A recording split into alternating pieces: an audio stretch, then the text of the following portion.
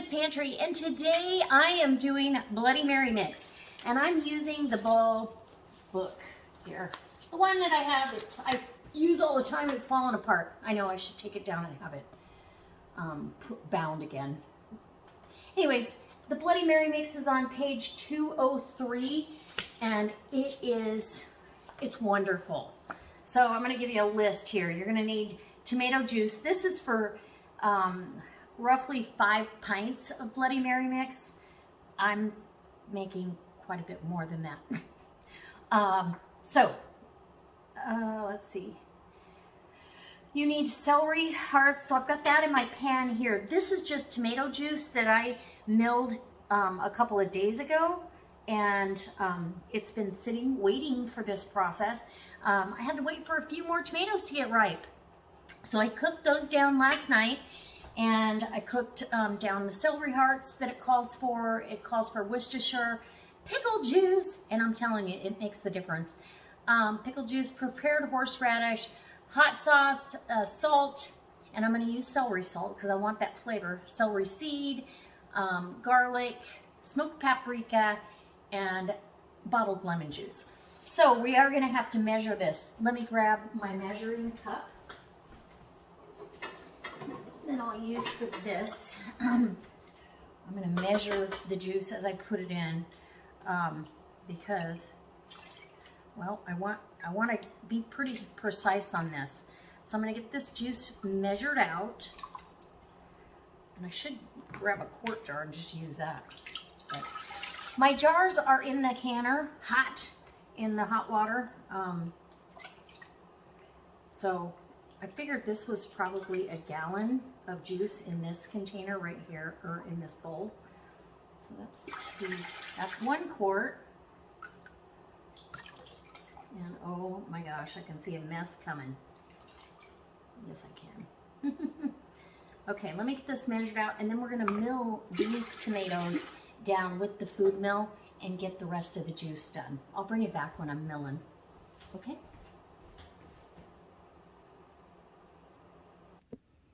Okay, so we are ready to mill, and I had 4 quarts of tomato juice there. So now we can measure this out. I should have just got this measuring cup out because I need to measure all of it so I have the right acidity for what's going in the canning process.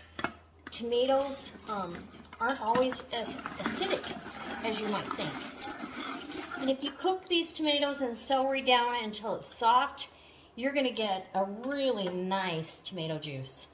It'll keep all the skins behind, and I kind of concentrated this a little bit because I did cook it long enough to get the celery soft.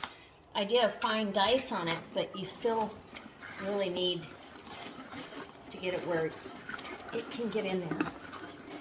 At least the flavor. I'm hoping I get another, I'd like to get 7 quarts, but we'll see. Let's get a spoon or spatula and get that down there. Okay, so you got the idea. That's what I'm doing. As soon as I'm done and I've got this full of juice, then it'll go in the pot and we'll start adding spices.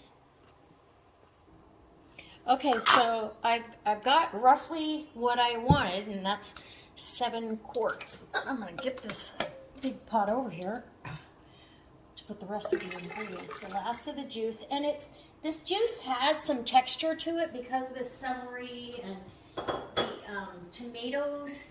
You know, you're not going to get them completely, and I really enjoy that. So because we've got 7 quarts of tomato juice, and I really see this. Now and then a little piece of skin will sneak in there. I don't want that. So I'm going to get my lemon juice ready to go here. I can't leave the counter have splashes on it. It makes me crazy. Anyway, okay, so lemon juice for 2 quarts is, and I want the acidity right, is 1 cup. So here we go. And you want bottled lemon juice. So we'll go 2 cups, and that'll be enough for 4 quarts.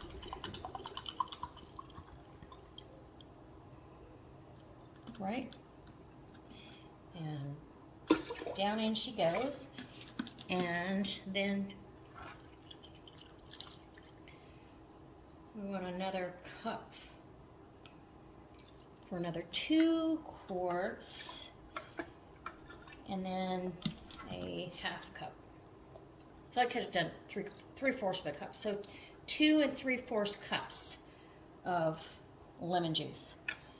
That's going to give us the, it's going to thin down our mixture a little bit. We may get more, like I said, we might get more than 7 quarts, but, and then I want to taste this as I go because I know, you know, how I want my Bloody Mary to taste. So I'm going to use a combination on the spices. I'm going to use a combination. Let's get our pickle juice down. It calls for, how much pickle juice? 6 tablespoons of pickle juice. Well, that's annoying. Okay, we'll go this way. I am going to put, to start off with, a cup or a half cup. Half cup, healthy half cup of pickle juice, and then let's taste it. My mouth's watering already. I'm super excited. This is just such a fun recipe, and you don't have to drink it with alcohol. I have it quite often because it's so close to a V8. I have it quite often just in the morning with some pickled asparagus or dilly beans. Oh wow, that's good. That's good, just like that. I think it needs a little bit more pickle juice. Just a little. Another 1/4 cup. So we'll say, we'll do it healthy. So we'll say a full cup of pickle juice. And the little bits of garlic that snuck in there. And then horseradish. It's calling for a 1/4 cup. So I need 3/4 cup. Oof, that's going to be a lot of horseradish. I love it though. Okay, let me get that down there. I need a spatula. And let me get this other one open. Let's get this horseradish nonsense going. Okay, yeah, this, everybody that's tasted this is super happy with it. So that's a 1/4. I just wish they would do bigger recipes. I'll try, well, I'll leave you a link in my Amazon store for this book. It's just a really good, creative canning book. You just don't see a lot of these recipes. There's a few of them in there, like the cherry bourbon jam, I think it is. Don't make that. It's terrible. But all in all, the recipes are fantastic. Ooh, this is fresh. So we got 1/2 cup now of horseradish. We're gonna go, I like it horseradishy. I like it spicy. So we're gonna go with 3/4 of a cup, maybe even more. We'll give it a taste and see what we think. Like I said, this will be tasting as we go. You know what? I'm just gonna put this whole other jar. So that's 3/4 of a cup. It's probably close to a cup of horseradish. This hasn't got quite a 1/4 cup, maybe. Well, yeah. So we'll say a cup of horseradish for this, and yummy. I should have bought another jar today because now I'm out of horseradish for my house. All right, I've got my trash right there, so I can be done with that. And we'll give this a stir. And there's no taking it back. And I'm out of horseradish, so I don't have any more. Any of the added spice is going to definitely come from the hot sauce. Okay, so let's give it a taste.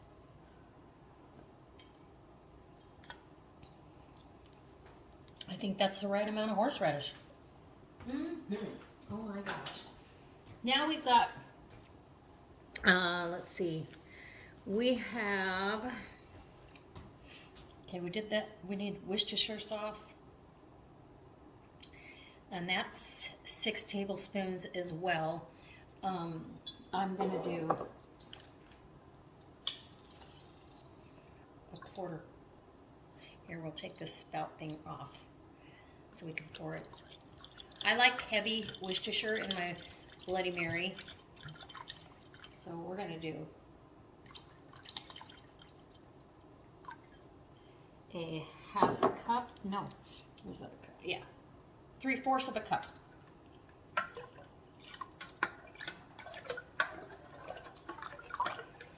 Ooh, I'm going to leave that open just in case I need more.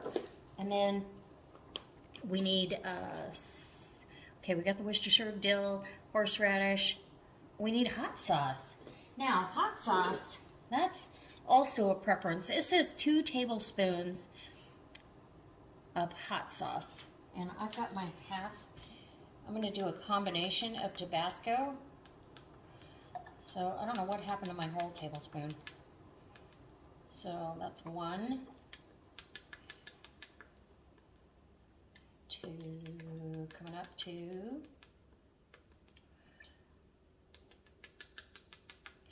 And we're going to give it 3 of Tabasco and 3 of Frank's hot sauce. Okay. Frank's is a little bit easier to manage. And 3 of Frank's. 1, 2, 3. 1, 2, 3. With a little added zippity doodah. Okay. Give that a whiz. Let's get some, we need 2 tablespoons of salt. And I'm going to get my other measuring spoon here. So I need 2 teaspoons of salt, sorry. So I need 2 teaspoons of salt per recipe. I'm using celery salt, remember? So I'm gonna need 6. 1,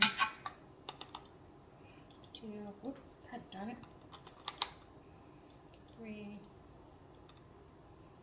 4, 5, and 6. And you notice mine are heaping because it's not pure salt, it's celery salt.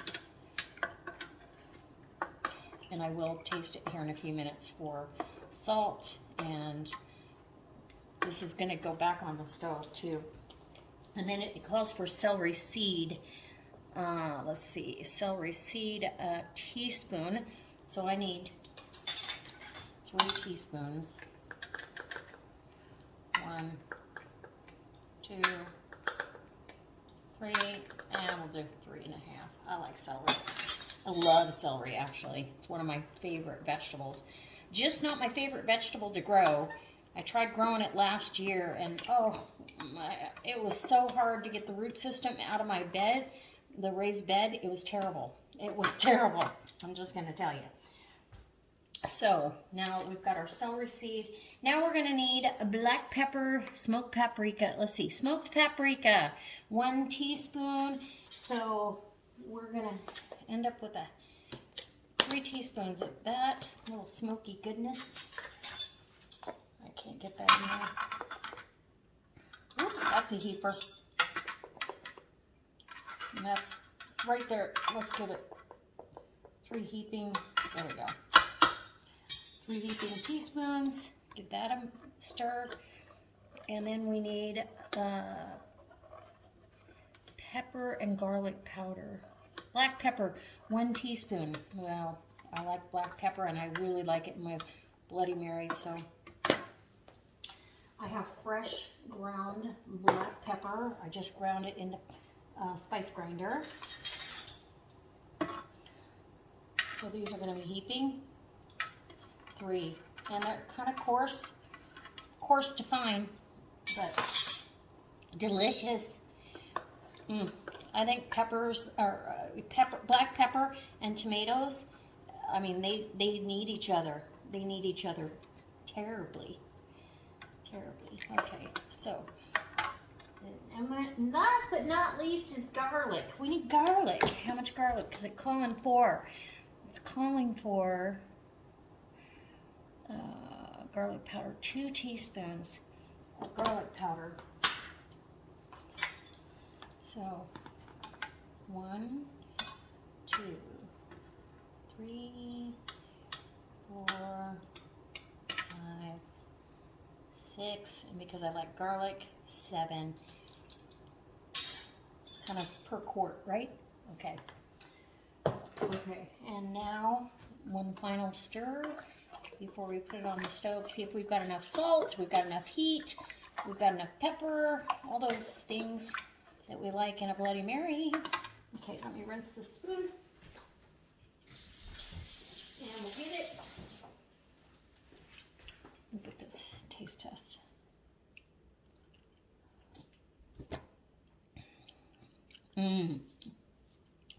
Oh my gosh, that is really good. So the difference is last year I used all Frank's hot sauce. I think it needs some more Worcestershire.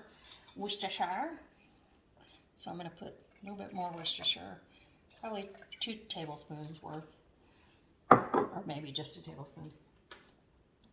That is delicious. Okay, I like the Tabasco that's in there, so I need a little bit more of the Tabasco. So, because I usually use Tabasco in my Bloody Mary anyway, I think this is going to be the kicker. 3, and we'll do 4.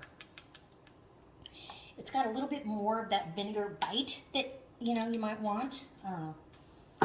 Okay. I don't think it needs any more salt. I think the celery stands out. Now, this is going to go on the stove for about 20 minutes at a simmer. Those spices will all marry, and I do want some more pepper. 2 more of these. Nah, 1 more. 1 more should be fine. The spices will marry together. It'll be a nice blend, and we can get it jarred up and in the canner. All right, I'll be back. Okay, guys, we are ready. I've got my hot jars sitting here. I'm going to confess, I added about 1/4 teaspoon of cayenne. I felt like it needed heat. It's plenty tangy. It's delicious. But it needed some cayenne, some heat.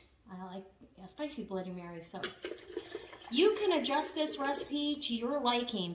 Do not adjust the acidity, though. The lemon juice is crucial. So, yum. And you could do it with less lemon juice, honestly, because you'd be putting,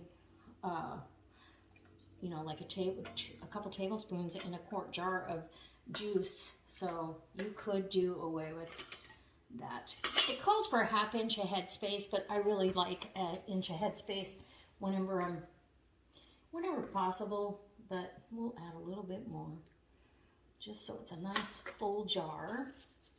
If you overfill your jars, you're gonna end up, oh, you know what? I have a jar that has the top of it's been chipped.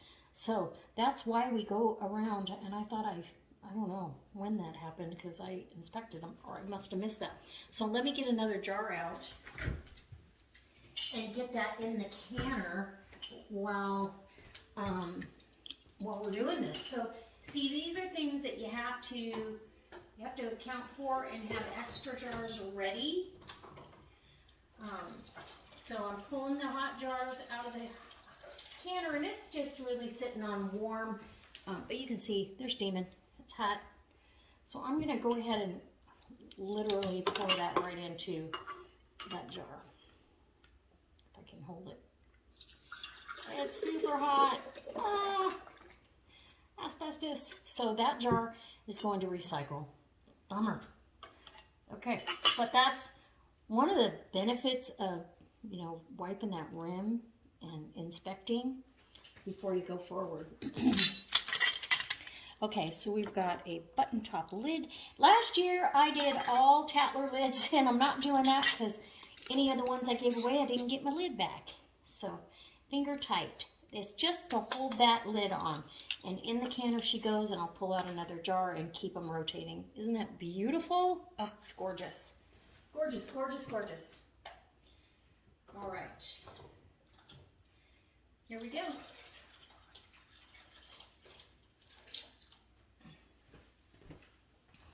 All right, I'm going to finish loading up the rest of these jars, and they are going to go in the canner for 45 minutes. It calls for 35 for the pints, and it doesn't give a time for quarts, so I'm going to give it 45 minutes, and that will also allow the product, all the flavors to marry and become one. There we go. All right, guys. Rinse and repeat. It's just a rinse and repeat. Wipe the rim.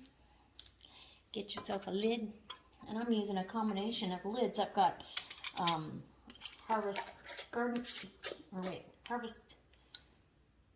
Harvest, I guess it is, and Ball and Kerr, and yeah. All right, beautiful, beautiful.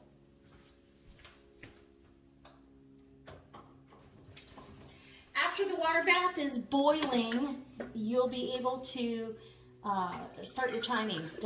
Don't start timing until it's come up to a boil, and then you time it, and then you let it sit in there for 5 more minutes.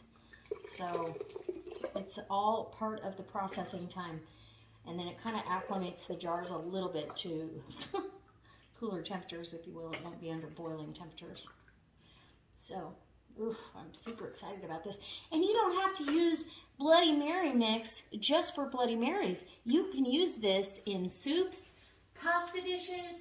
I do a Bloody Mary chicken. It's so useful to have. You don't have to just use it for a Bloody Mary. It's just the mix. All right. And yeah, I love these regular mouth jars. I just absolutely love the way they look, especially for this kind of stuff. But I do have a couple wide mouths because I'm out of the other ones. So here we go. In the canner she goes. Okay, we'll be back when they're all coming. Okay, guys, the canner is coming down, or the time is up. It's been sitting here for 5 minutes with the lid off, and so it's time to bring these out of the jar, out of the canner. And I try really hard, even though it's tempting, not to tip my jars because they're still venting. Isn't that beautiful? It's absolutely gorgeous, beautiful, and I have enough. Probably, I'm guessing, for 6 more pints, maybe only 5, but the jars are already coming down, so they're going to be popping here. So 7 quarts plus 6 pints, but I will, the last picture you'll see will be of all of them together, and then you'll know exactly how many I did. And so I love it. I'm so excited to have this on the shelf. And like I said, if you don't drink, have it by itself.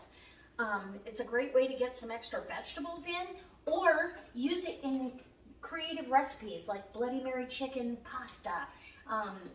There's so many things you can use this in as a starter.